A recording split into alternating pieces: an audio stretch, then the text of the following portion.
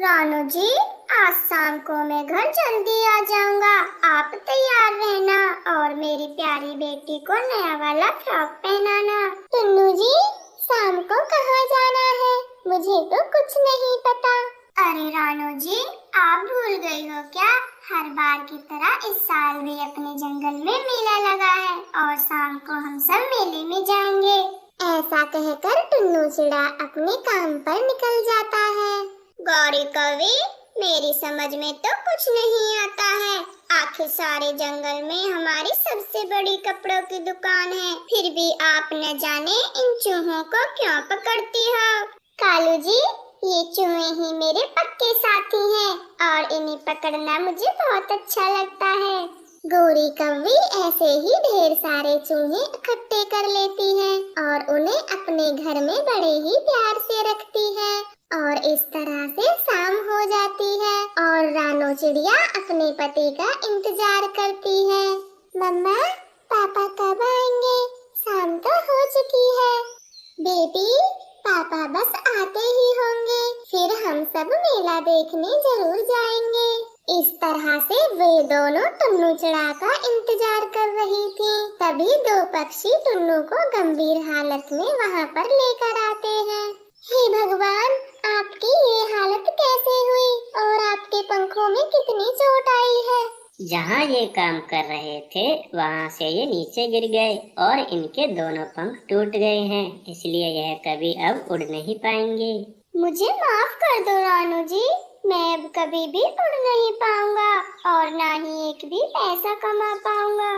आप ये कैसी बातें कर रहे हो टुन्नू जी? इसमें आपकी कोई गलती नहीं है। रानू जी, घर में जो भी पैसे पड़े हैं आप इन्हें दे दीजिए। इन दोनों ने ही मेरा इलाज करवाया है। फिर रानो चिड़िया सारे पैसे उनको दे देती है और वह दोनों वहाँ से चले जाते हैं। फिर कुछ दिनों बाद टुन्नू चिड़ी की खबर सुनकर उसका सबसे अच्छा दोस्त उससे मिलने आता है। अरे टुन्नू भाई, ये तो बहुत बुरा हुआ आपके साथ। अब आपके परिवार का गुजारा कैसे होगा? यही चिंता तो मुझे खाई जा रही है। जो भी पैसे जमा किए थे वो मेरे इलाज में खत्म हो गए। अब मेरे परिवार का क्या होगा? वैसे तो मैं तेरी ज्यादा मदद नहीं कर सकता मेरे दोस्त, पर मैं तुझे कुछ पैसे दे देता हूँ। इनसे तू कोई छोटा मोटा कारोबार चला ले। परंतु मेरे दोस्त, मैं तो अब अपनी जगह से उड़ भी नहीं सकता, फिर मैं कोई काम कैसे कर सकता हूँ? अरे मेरे दोस्त, सर्दियों का मौसम आने वाला है, तो आप इन पैसों से ऊनी कपड़ों की दुकान खोल लो। इसमें अच्छी कमाई होती है और यह काम तो रानो बहन भी कर सकती है। टुन्नू चिड़ा और रानो चिड़िया को यह बात बहुत पसंद आती है और अगले ही दिन रानो चिड़िया एक कपड़ों की दुकान खोल लेती है और रानो चिड़िया के कुछ कपड़े बिक जाते हैं। टुन्नू जी, अब आपको कोई चिंता करने की जरूरत नहीं है। ये देखो, पहले ही दिन हमारी कितनी अच्छी कमाई हुई है। हाँ रानू जी, ये तो बड़ी खुशी की बात है कि आपका काम अच्छा चल रहा है। इस तरह से रानो चिड़िया की दुकान अच्छे से चलने लगती है। जंगल के कुछ पक्षी तो रानो चिड़िया से ही कपड़े खरीदते हैं। गौरी कौवी, जब से उस रानो चिड़िया ने अपनी कपड़ों की दुकान खोली है, तब से हमारे तो कपड़े कम बिकने लगे हैं। सुना है वह चिड़िया सस्ते और अच्छे कपड़े देती है। कालू जी, ऐसे तो हमारे सारे कपड़े पुराने हो जाएंगे, फिर कोई भी पक्षी उन्हें नहीं खरीदेगा। इस रानो चिड़िया का तो कुछ करना ही पड़ेगा। ऐसा कहकर वो दोनों रानो चिड़िया की दुकान से जाने का इंतजार करने लगते हैं। कालू जी, आप यहीं पर रुकिए, मैं बस अभी आती हूँ। फिर गौरी कव्वी अपने घर को आती है और अपने सारे चूहों को अपने साथ ले जाती है। गौरी जी, आप इन चूहों को यहाँ क्यों लाई हो? आपको तो पता है ना कि अगर गलती से ये इस पिंजरे से निकल गए तो सारे कपड़े तहस नहस कर देंगे। सही कहा कालू जी, ये चूहे तो हैं ही जंगली। इन्हें मैं उस रानो की दुकान में छोड़ दूंगी, फिर उसकी दुकान के सारे कपड़े खराब हो जाएंगे। फिर तो गौरी जी उसका बहुत नुकसान होगा और वह इतनी अमीर नहीं है जो दोबारा से कपड़े ला सके। रानू चिड़िया दुकान बंद करके अपने घर चली जाती है और चुपके से वे दोनों रानू की दुकान में वे चूहे छोड़ देते हैं। कालू जी अब सुबह जब वह रानू चिड़िया अपनी दुकान को देखेगी तो बड़ा ही मजा आएगा। ऐसा कहकर गोरी कौवी और कालू कौवा अपने घर आ जाते हैं और सो जाते हैं। जब अगली सुबह रानू चिड़िया अपनी दुकान देखती है तो हे भगवान, ये क्या हो गया? मेरे सारे कपड़े चूहों ने काट दिए। अब इन्हें कोई नहीं खरीदेगा। अब मैं अपने घर का गुजारा कैसे चलाऊंगी? रानू की दुकान को देखने के लिए वहाँ पर गोरी कौवी भी आ जाती है।